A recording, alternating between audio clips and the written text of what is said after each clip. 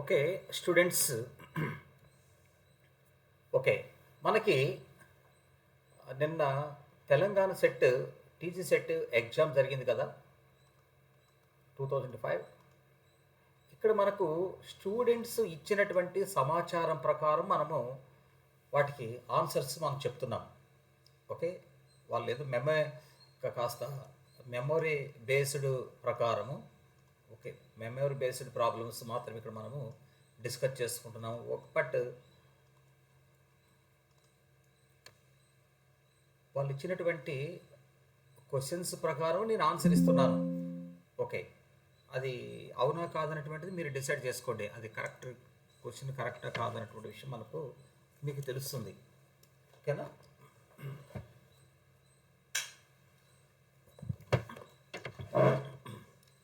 ఇక్కడ మనకి చూడండి, ఇక్కడ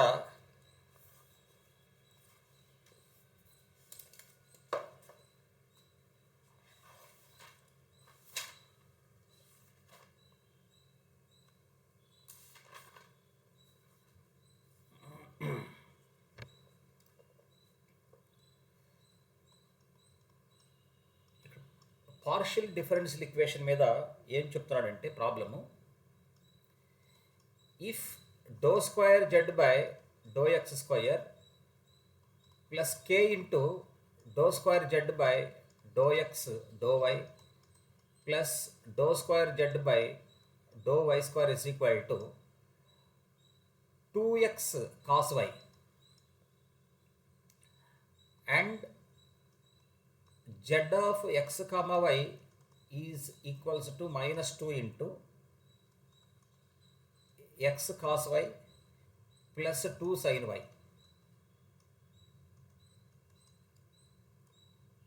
Then the value of k ఎంత అని మనల్ని అడుగుతున్నాడు. దెన్ ద వాల్యూ ఆఫ్ కే ఎంత అని అడుగుతున్నాడు. ఓకే, ఇక్కడ సొల్యూషన్ మీరు గమనిస్తే ఇక్కడ ఏం చెప్తున్నాడంటే ఒక non homogeneous partial differential equation ఇచ్చాడు, దానితో పాటు దాని యొక్క సొల్యూషన్ కూడా ఇచ్చినాడు. ఇది జెడ్ అంటే ఏంది? ఈ నాన్ హోమోజినియస్ డిఫరెన్షియల్ ఈక్వేషన్ యొక్క సొల్యూషన్ ఇది. అయితే అప్పుడు కే వాల్యూ ఎంత ఉండాలనో చెప్పండి అంటున్నాడు. ఇంకేమని చెప్పండి, మనకు ప్రాబ్లం ఇచ్చేసాడు, సొల్యూషన్ ఇచ్చేసాడు. ఇప్పుడు ఏం చేస్తాం మనము? Dou square z by do x square కనుక్కుంటాము, dou square z by do y square కనుక్కుంటాము, dou square z by do x do y కనుక్కుంటాము. ఇక్కడ సబ్స్టిట్యూట్ చేసేస్తే నీకు ఆటోమేటిక్గా కే వాల్యూ వచ్చేస్తుందా? ఇప్పుడు చూడండి, మనకు do square z by do x square అంటే నేను ఇదే ఇలా రాసుకుంటా, ఏం తప్పులేదు. అప్పుడు చూడండి, మనం ఇక్కడ దీన్ని జెడ్ను ఎక్స్తో 2 సార్లు పార్షియల్ డెరివేటివ్ చేయాలి. అప్పుడు ఎక్స్తో 2 సార్లు పార్షియల్ డెరివేటివ్ చేసేటప్పుడు చూడండి, ఇక్కడ ఎక్స్తో 2 టైమ్స్ చేయాలి కాబట్టి ఫస్ట్ టైం చేస్తే ఇది 0 అయిపోతుంది. నెక్స్ట్ సెకండ్ చూడండి, ఇక్కడ ఫస్ట్ టైం చేసినప్పుడు చూడండి ఇది 0 అయిపోతుంది. ఇక్కడ ఎక్స్ని డెరివేట్ చేస్తే నీకు ఏం మిగులుతుంది? -2 cos y అని మిగులుతుంది. మరలా రెండోసారి కూడా చేయాలి ఎక్స్తో, అప్పుడు ఇది ఏమైపోతుంది? 0 అయిపోతుందా? అట్లా. అలాగే చూడండి, ఇక్కడ మీరు గమనించుకోండి, do z by do x మనకి ఎంత అవుతుందంటే ఇక్కడ బాగా గమనించుకోండి, -2 ఇంటూ ఇక్కడ ఎక్స్ని డెరివేట్ చేస్తానన్న కాస్ వై, ఇది డెరివేట్ చేస్తే నీకు 0 అయిపోతుంది. మళ్ళీ దీన్ని డెరివేట్ చేస్తే నీకు 0 అయిపోతుంది, ఎందుకంటే ఇక్కడ ఎక్స్ఎల్ లేవు కదా. అట్లా చూడండి, ఇక్కడ do square z by do x do y అంటే దాని అర్థం ఏమిటంటే, ఇక్కడ మనకు do z by do x ఉందా, దాన్ని మళ్ళీ నేను ఏం చేస్తున్నాను? వైతో డెరివేటివ్ చేస్తాను. ఎప్పుడైతే నేను వైతో డెరివేటివ్ చేస్తానో నాకు అప్పుడు దీని వాల్యూ తెలిసిపోతుంది. ఓకేనా? అప్పుడు వైతో డెరివేట్ చేస్తే నీకు ఎంత అవుతుందంటే కాస్ వై యొక్క డెరివేటివ్ మైనస్ కాబట్టి +2 sin y.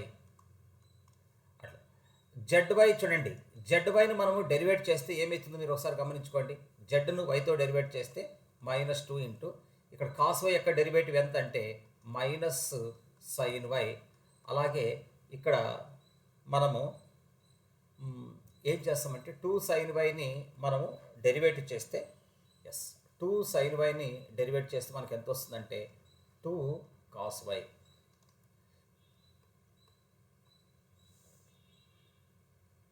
ఓకేనా? మళ్ళీ జెడ్ వై అంటున్నాడు. మళ్ళీ వైని మనం డెరివేట్ చేస్తే ఇక్కడ చూడ, ఇక్కడ మళ్ళీ మనం అప్పుడు -2 ఇంటూ మళ్ళీ వైతో డెరివేట్ చేస్తే సైన్ వై యొక్క డెరివేటివ్ ఎంత అవుతుందంటే మనకు కాస్ వై, తర్వాత -2 సైన్ వై. సో దీన్ని -2తో మల్టిప్లై చేస్తే 2x cos y plus 4 sine y, 4 sine y అని మనకు వస్తుందన్నమాట ఆన్సర్. ఇంకా అక్కడ సబ్స్టిట్యూట్ చేసేసేయండి అమ్మా. ఇక్కడ సబ్స్టిట్యూట్ చేస్తే ఇక్కడ సబ్స్టిట్యూట్ చేయాలి ప్రాబ్లం. అప్పుడు దీని వాల్యూ మనం 0 వచ్చింది. దీని వాల్యూ ఎంత వచ్చిందంటే 2 ఇంటూ సైన్ వై వచ్చింది. k into 2 into sine y. తర్వాత ZYY ఎంత వచ్చింది మనకు చూడండి. ఇక్కడ మనకు 2x cos y plus 4 sine y it is equals to 2x cos y. 2x cos y 2x cos y మనకు క్యాన్సిల్ చేస్తే ఇంకా సైన్ వైతో కూడా మనం డివైడ్ చేస్తాము. ఇక్కడ ఇంకేమన్నా ఉంది ఇక్కడ? అంతేలే. ఓకే, సైన్ వైతో మనము డివైడ్ చేసినాం అనుకోండి. అప్పుడు మనకు ఏమొస్తుందంటే 2k ఈజ్ ఈక్వల్ టు -4. అప్పుడు k వాల్యూ మనకు ఎంత అవుతుందంటే -2 వస్తుంది.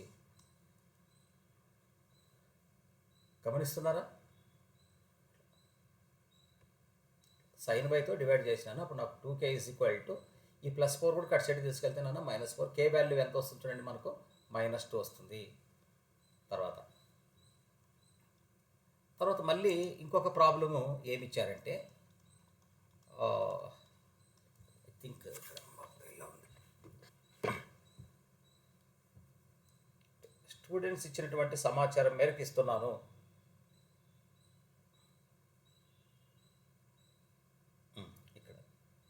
ఇక్కడ సెకండ్ ప్రాబ్లం మళ్ళీ మనకి ఏమి ఇస్తున్నాడంటే consider the wave equation dou square u by dou t square is equal to dou square u by dou x square. ఇక్కడ ఇంకా ఏదో కొన్ని ఉన్నాయి, but with u of x, 0 is equal to sin 2 pi x. తర్వాత dou u by dou x at x, 0 equals to 0. Then the value of u of 1/4, 1/4 అని చెప్తున్నాడు. So ఇక్కడ మీరు ఒకసారి గమనిస్తే మీకు తెలుసు కదా, వేవ్ ఈక్వేషన్లో ఇది ఎవరు? f of x. ఇది ఎవరు? g of x. ఇప్పుడు మనకు g of x ఎంత ఇచ్చినట్టు ఇక్కడ వేవ్ ఈక్వేషన్లో g of x 0 ఇచ్చినప్పుడు ఆ డి ఆలంబర్ట్ ప్రిన్సిపల్ ఉంది కదా, ఆ డి ఆలంబర్ట్ ప్రకారం మనం వెళ్తాం. డి ఆలంబర్ట్ ప్రిన్సిపల్ ప్రకారము అప్పుడు g of x 0 అయితే అప్పుడు u of x, t value ఎంతో తెలుసా? 1/2 into f of x plus ct plus f of x minus ct. This is formula. అయితే ఇక్కడ మనకు ప్రాబ్లం ప్రకారం ఇక్కడ మనకి ఏమి ఇస్తున్నాడంటే dou square u by dou x square is equal to యాక్చువల్గా c square into dou square u by dou t square కదా. అప్పుడు చూడు అక్కడ మనకు ప్రాబ్లం ఏమి ఇస్తున్నాడంటే dou square u by dou t square is equal to dou square u by dou x square కదా మనకి ఇచ్చింది. అప్పుడు c వాల్యూ మనకి ఎంత వస్తుంది? 1 వచ్చేస్తుంది ఇక్కడ. తర్వాత కంపారిజన్లో c వాల్యూ మనకి ఎంత కాబట్టి 1. ఇప్పుడు వాడు ఏం చెప్పమంటున్నాడు? 1/4, 1/4 1/4 వాల్యూ కనుక్కోమంటున్నాడు. కాబట్టి 1/2 ఇంటూ f ఆఫ్, ఇక్కడ మనం గమనించుకోండి, this is x value, this is t value. c value కూడా మనకి ఎంత ఉంది? 1 ఉంది. కాబట్టి x ప్లేస్లో 1/4, t ప్లేస్లో 1/4 మనం సబ్స్టిట్యూట్ చేస్తే 1/4 ప్లస్ 1/4 ఎంత అవుతుంది? ఇక్కడ మనకు 1/2 అవుతుంది. ప్లస్ ఇక్కడ x దగ్గర 1/2, c దగ్గర 1, x దగ్గర 1/4, c దగ్గర 1, t దగ్గర 1/4 పెట్టుకుంటే దాని వాల్యూ ఎంత అవుతుందమ్మా? 0 అని వచ్చేస్తుంది. కాబట్టి ఇప్పుడు మనకు ఆల్రెడీ మనకు తెలిసినటువంటిది చూడండి, ఇక్కడ మనకు f of x is equal to sin of 2 pi x అని ఇచ్చినాడా? అప్పుడు ఇంకా మీరే గమనించుకోండి, 1/2 ఇంటూ ఎఫ్ ఆఫ్ 1/2 అంటాడు. ఎక్స్ దగ్గర మనం 1/2 పెట్టుకుంటే అప్పుడు ఎంత అవుతుంది? సైన్ పై అంటే ఎంత నీకు? 0. ఎక్స్ దగ్గర 0 పెడితే సైన్ 0 వచ్చేస్తుంది. కాబట్టి మన ఆన్సర్ ఎంత వస్తుందో చూడండి ఒకసారి మీరు గమనించుకోండి. 0 వస్తుంది కదమ్మా. సో ఇది ఒక ప్రాబ్లమ్గా నాకు ఇచ్చారు పిల్లలు. నేను దాన్ని మీకు ఆన్సర్గా ఇస్తున్నాను. తర్వాత మరొక ప్రాబ్లం కూడా ఇచ్చారు. లీనియర్ ఆల్జిబ్రాలో ఇచ్చినట్టున్నారు ప్రాబ్లము. చూడు ఇక్కడ మరొక problem. If A is a 3x3 matrix,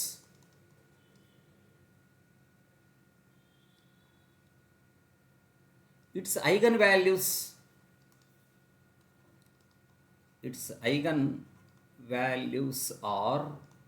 are in AP. అట్లా ఏ అనేది ఒక మ్యాట్రిక్స్, దాని సైజ్ ఎంత ఉందమ్మా? 3x3 ఉంది. వాటి ఐగన్ వాల్యూస్ ఎలా ఉన్నాయి? అర్థమెటిక్ ప్రోగ్రెషన్లో ఉన్నాయంట. Are in AP. And trace of A equals to 15 and determinant of A equals to 80, then lambda 1 square plus lambda 2 square plus lambda 3 square equals to ఎంత అని వాడు మనల్ని క్వశ్చన్ అడుగుతున్నాడు. ఇక్కడ మనకి సొల్యూషన్ మనం గమనిస్తే ఫస్ట్ మెథడ్ చూడండి. ఇక్కడ ఫస్ట్ మెథడ్ మనం ఎగ్జామ్లో ప్రయోగం చేయాల్సింది, సెకండ్ మెథడ్ కాదు. ఇక్కడ వాడు ఏం చెప్తున్నాడంటే ట్రేస్ ఎంత ఇస్తున్నాడు? 15 ఇస్తున్నాడా? కాబట్టి ఐగన్ వాల్యూస్ యొక్క అడిషను, మ్యాట్రిక్స్ యొక్క ట్రేస్ రెండు ఈక్వల్గా ఉంటాయా? తర్వాత డెట్ కూడా మనకి ఎంత ఇస్తున్నాడు? 8 ఇస్తున్నాడు.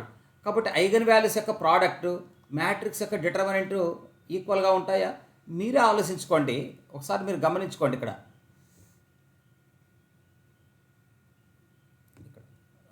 బాగా అబ్జర్వ్ చేయండి.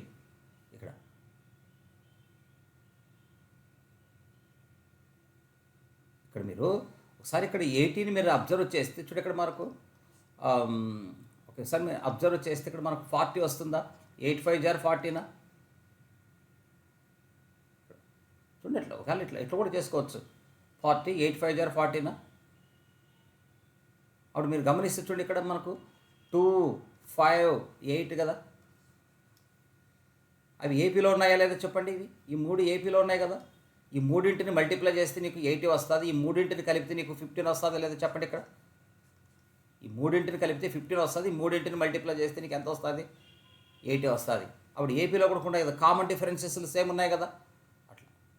కాబట్టి మనకు λ1 λ2 λ3 తెలిసింది. దేర్ఫోర్ ఏమనుకుంటున్నాడు? λ1 square plus λ2 square plus λ3 square is equal to 4 plus 25 plus 64.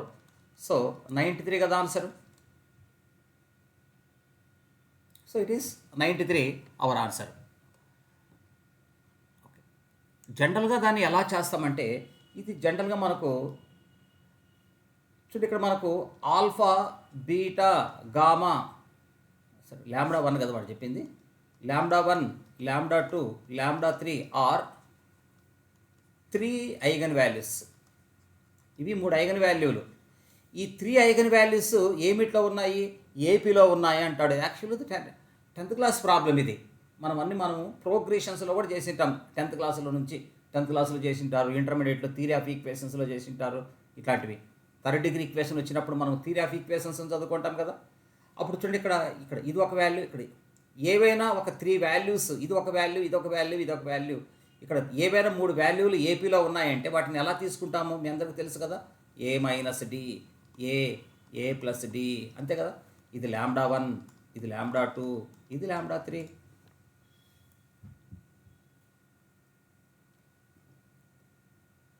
ఓకేనా? ఈ 3 చూడండి, ఈ 3 వాల్యూలు ఏమిట్లో ఉన్నాయి? ఏపీలో ఉన్నాయంటే మనం ఇలాగే కదా తీసుకునేది. ఒకసారి లోయర్ క్లాసెస్ గుర్తుకు తెచ్చుకోండి. ఆ 3 ఐగన్ వాల్యూస్ ఏమిట్లో ఉన్నాయి? ఏపీలో ఉన్నాయి.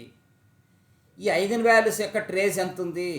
ఈ మూడింటి యొక్క ట్రేస్ ఇట్లా ఈ 3 ఐగన్ వాల్యూస్ యొక్క అడిషన్ ఎంత ఉంది, 15 ఉంది.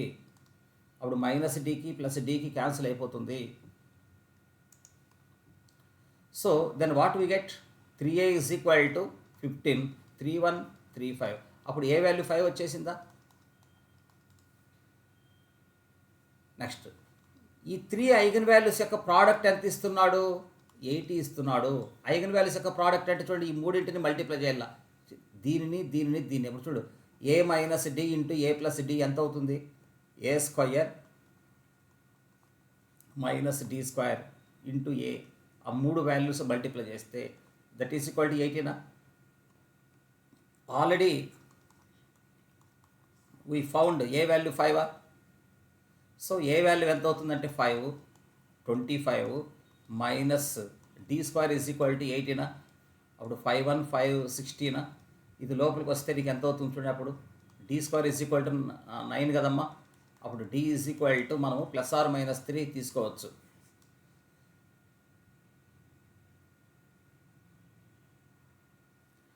అప్పుడు డి వాల్యూ కూడా మనకు తెలిసిపోయింది కాబట్టి అప్పుడు మనకు ఏ మైనస్ డి, ఏ ప్లస్ డి. నీ ఇష్టం. ఇక్కడ ఏ వాల్యూ 3, డి వాల్యూ నువ్వు +3 అయినా తీసుకో ఆర్ -3 అయినా తీసుకో, ఏం నష్టం లేదు. అప్పుడు మనకు ఏ వాల్యూ 5 కదా. సో అప్పుడు నేను డి వాల్యూ 3 తీసుకుంటే 5 - 3 ఎంత అవుతుంది, 2 అవుతుంది. ఏ అంటే 5, డి అంటే 3 కాబట్టి 8 కదా వచ్చేది. ఒకవేళ నువ్వు -3 పెట్టుకుంటే అప్పుడు నీకు ఇక్కడ ఎంత వస్తుంది, +8 అని వస్తుంది. ఇక్కడ నీకు 2 అని వస్తుంది. మళ్ళీ నువ్వు ఆర్డర్లో రాసుకోవాలి కదా. అప్పుడు 2 5 8 కదా. ఇవే కదా మనకు λ1, λ2, λ3. Therefore λ1 square plus λ2 square plus λ3 square is equal to 4 + 25 + 64. So we get ఎంత అవుతుంది మనకు, 93 కదా.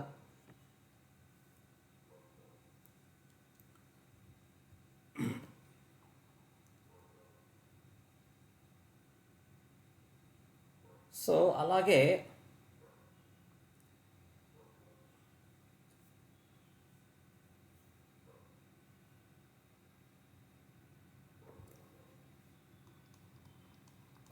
తర్వాత నెక్స్ట్ ప్రాబ్లం చూడండి.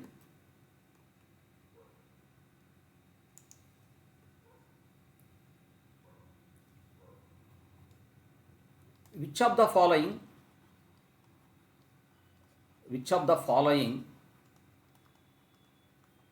Is false.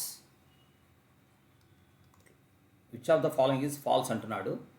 ఫస్ట్ ఇక్కడ ఏం చెప్తున్నాడంటే, ఇక్కడ 1√2 ఇక్కడ వెక్టార్స్ అన్నమాట, ఇవి లీనియర్లీ ఇండిపెండెంట్ అంటున్నాడు. తర్వాత √2, √3 లీనియర్లీ ఇండిపెండెంట్ వెక్టార్స్ అంటున్నాడు. ఓకే, థర్డ్ వన్ చూడండి, ఇక్కడ మనకు √2, √3 అండ్ √12 కూడా మనకు లీనియర్లీ ఇండిపెండెంట్ అంటున్నాడు. సో మనకి ఫోర్త్ ఆప్షన్ ఏమడుగుతున్నాడు చూడండి. ఇక్కడ మనకి ఫోర్త్ ఆప్షన్ ఏమిస్తున్నాడంటే, ఫోర్త్ ఆప్షన్ √2 అండ్ √5. ఇది చాలా సింపుల్ ప్రాబ్లము, లీనియర్లీ ఇండిపెండెంట్ అంటున్నాడు. ఇప్పుడు చూడండి, ఇక్కడ మనకు లీనియర్లీ ఇండిపెండెంట్ అని అంటున్నాడు కాబట్టి ఇప్పుడు చూడండి, ఇక్కడ మనకు ఇక్కడ 1 √2 రెండు డిఫరెంట్ కాబట్టి ఆటోమేటిక్ ఇవి లీనియర్లీ ఇండిపెండెంట్ అవుతాయి. ఇప్పుడు చూడు, ఓకేనా. ఇప్పుడు ఇక్కడ 2 ఇక్కడ 1ను ఇక్కడ మీరు గమనించుకోండి, 1ను 2ను ఉపయోగించి రాయలేము కదా. అట్లా చూడు, ఇప్పుడు 2ను ఉపయోగించి 3ను రాయలేము, 3ను ఉపయోగించి 2ను కూడా మనం రాయలేము కాబట్టి ఇవి లీనియర్లీ ఇండిపెండెంట్. అలా రాయలేకపోతే ఇప్పుడు చూడండి, ఇక్కడ మనకు ఇక్కడ 12 ఉందా. ఇక్కడ 12ను చూడండి, మనము ఈ 2ను 3ను ఉపయోగించి రాసుకోవచ్చు కదా, ఎందుకంటే 2² × 3 రాసుకోవచ్చు కదా మనం ఈ 12ను. అంటే అప్పుడు లీనియర్ చూడండి, ఇక్కడ ఈ రెండు వెక్టార్లు ఉపయోగించి దీన్ని మనము లీనియర్ కాంబినేషన్లోకి రాయడానికి అవకాశం ఉంది. దాని అర్థం చూడండి, ఇక్కడ ఈ రెండు వెక్టార్లను ఉపయోగించి దీన్ని √12ను ఈ రెండింటిని ఉపయోగించి మనం లీనియర్ కాంబినేషన్లోకి రాయగలుగుతాం అనమాట. అట్లా లీనియర్ కాంబినేషన్లోకి ఆ విధంగా రాయగలిగితే అవి ఏమవుతాయి, లీనియర్లీ డిపెండెంట్ అనమాట. ఆ విధంగా రాయగలిగితే వీటిని ఉపయోగించి దీన్ని రాయగలుగుతాం కదా. ఏవైనా ఒక వెక్టార్ను మిగతా వెక్టార్స్ను ఉపయోగించి మనం రాయగలిగితే అప్పుడు ఆ వెక్టార్స్ ఏమవుతాయి, లీనియర్లీ డిపెండెంట్ అవుతాయి. ఒకసారి linearly independent, linearly dependent vectors యొక్క ప్రాపర్టీస్ని మీరు చదువుకోండి. అట్లా అప్పుడు చూడండి, ఈ రెండు వెక్టార్లను ఉపయోగించి దీన్ని రాయవచ్చు అనమాట. కాబట్టి ఇది లీనియర్లీ డిపెండెంట్. దీన్ని ఉపయోగించి దీన్ని రాయలేము, దీన్ని ఉపయోగించి దీన్ని రాయలేము. కాబట్టి అప్పుడు ఇది లీనియర్లీ ఇండిపెండెంటే. ఓకేనా? ఇది లీనియర్లీ ఇండిపెండెంట్, ఇది లీనియర్లీ డిపెండెంట్. కానీ మనకు ఆన్సర్ ఎవరు, ఫాల్స్ కావాలంటున్నాడు. ఇది ట్రూ, ఇది ట్రూ, ఇది ఫాల్స్, ఇది ట్రూ. ఇప్పుడు ఫాల్సా ట్రూ మనకు కావాల్సింది? ఫాల్స్. కాబట్టి అప్పుడు మనకు కరెక్ట్ ఆన్సర్ ఎవరు? 3 is the correct answer. 3 is the correct answer. వాడు ఫాల్స్ను మనకు గుర్తించమని, మనకు ఫాల్స్ను వాడు గుర్తించమని చెప్తున్నాడు అనమాట. Okay,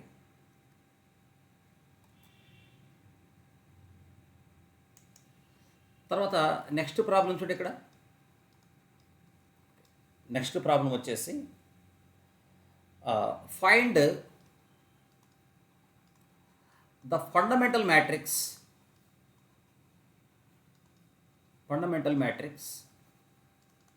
find the fundamental matrix of the system of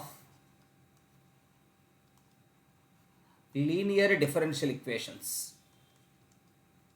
linear differential equations అని చెప్పి ఇక్కడ ఏమిస్తున్నాడంటే y1 dash of x and y2 dash of x it is equals to 2, 2, 1, 3 into y1 of x and y2 of x. దీనికి fundamental matrix కనుక్కోమంటున్నాడు. Fundamental matrix అంటే ఏందో కాదు, గుర్తుపెట్టుకోండి. Fundamental matrix మనకు fundamental matrix ఎలా వస్తుందంటే ఇట్లా, దీన్నే మనం ఫండమెంటల్ మ్యాట్రిక్స్ అంటాం దీన్ని. అట్లా లేదా phi of T is equal to C1 into V1 into λ1 into T plus C2 into V2 into e power λ2 into T. అది ఫండమెంటల్ మ్యాట్రిక్స్. ఇక్కడ ఇది యాక్చువల్లీ ఇది సొల్యూషన్ కదా. ఇక్కడే మనకు ఫండమెంటల్ మ్యాట్రిక్స్ దొరుకుతుందన్నమాట. అప్పుడు మనం ఏం చేయాలంటే ఐగన్ వాల్యూలు క్యాలిక్యులేట్ చేయాలా, ఐగన్ వెక్టార్స్ని కనుక్కుంటే నీకు సరిపోతుంది, నీకు ఫండమెంటల్ మ్యాట్రిక్స్ వస్తుంది. సొల్యూషన్ ఫస్ట్ మనం సొల్యూషన్ కనుక్కుంటాం, ఆ సొల్యూషన్లో వచ్చేదే వెక్టార్. ఇక్కడ మనకు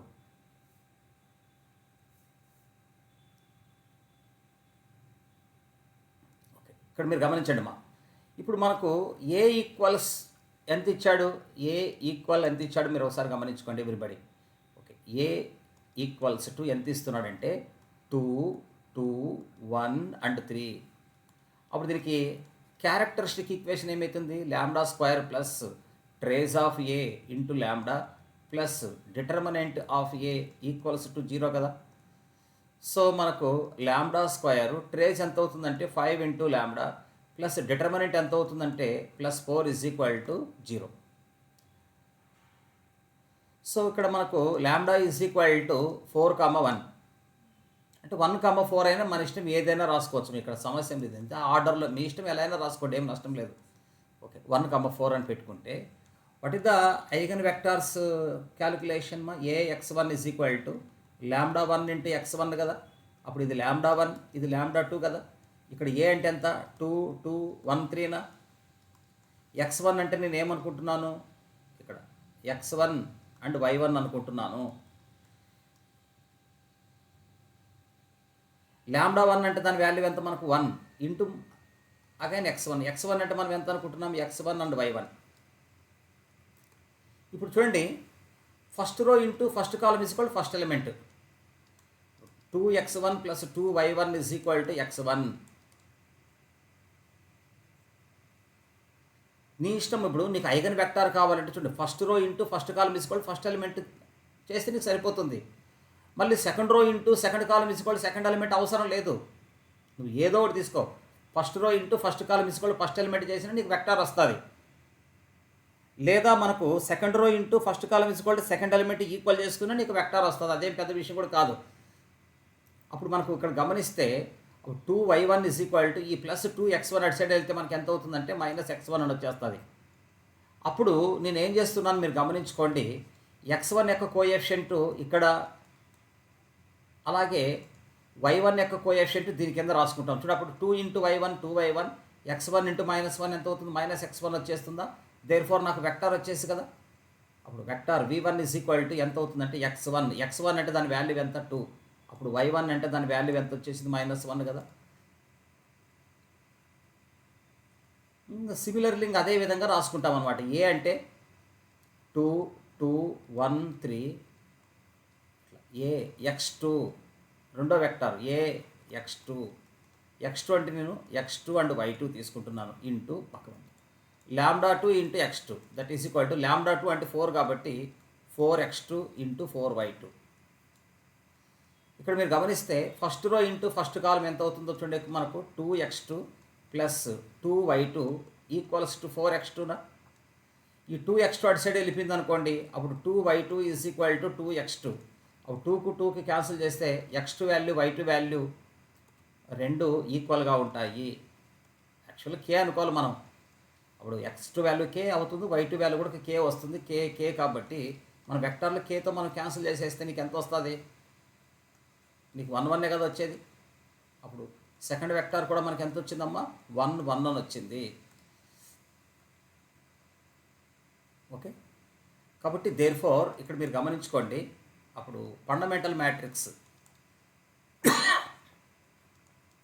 C1 into V1 into λ1 into t plus C2 into V2 into e power λ2 into t. ఇక్కడ మీ ఇష్టం చూడండి. ఇక్కడ C1 V1 అంటే మనం ఎంత అనుకుంటున్నాం? వెక్టారు 1 - 2 ఇంటూ ఈ పవర్ λ1 అంటే మనం ఎంత అనుకున్నాము? 1 కదా, λ1 వాల్యూ. C2 V2 అంటే ఎంత వచ్చింది? 1 1. ఈ పవర్ λ2 ఎంత వచ్చింది మనకు? 14 వచ్చేసింది. సో దేర్ఫోర్ అప్పుడు ఎలా రాస్తాం చూడండి. ఇక్కడ మనం ఇక్కడ చూడండి C1 e power t plus C2 e power 4t అని రాసుకుంటాం. మళ్ళీ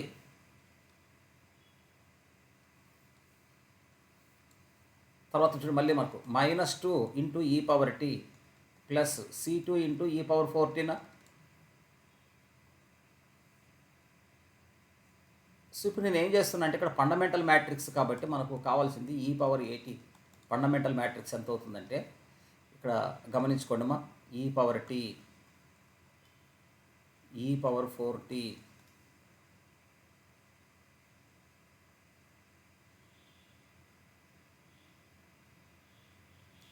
తర్వాత మళ్ళీ మనకి ఎంత అవుతుంది చూడండి. మనకు -2 e పవర్ t తర్వాత e పవర్ 4t. ఇట్లయినా రాసుకోవచ్చు ఆన్సరు, నీ ఇష్టం. ఒకవేళ ఇవి ఇట్లా తిప్పించి కూడా రాసుకోవచ్చు. ఫస్ట్ ఇక్కడ V1 దగ్గర ఈ వెక్టారు, λ1 దగ్గర 4 ఇట్లా వాల్యూలు కూడా మార్చుకోవచ్చు, ఏం తప్పేం లేదు. ఇట్లైనా ఇదైనా మనకు ఆన్సర్ ఇవ్వచ్చు. వాడు e power 4t e power t అట్లా e power 4t -2 e power t ఇలా కూడా మనకు ఆన్సర్ ఇవ్వచ్చు. మీకు అది ఏది కరెక్ట్ అవుతుందో మీరు చూసుకోండి అంతే. ఫండమెంటల్ మ్యాట్రిక్స్ ఇది. ఓకేనా? సరే, తర్వాత క్లాసులో మరికొన్ని మీ ముందుకు తీసుకొని వస్తాము. ఓకేనా? రైట్.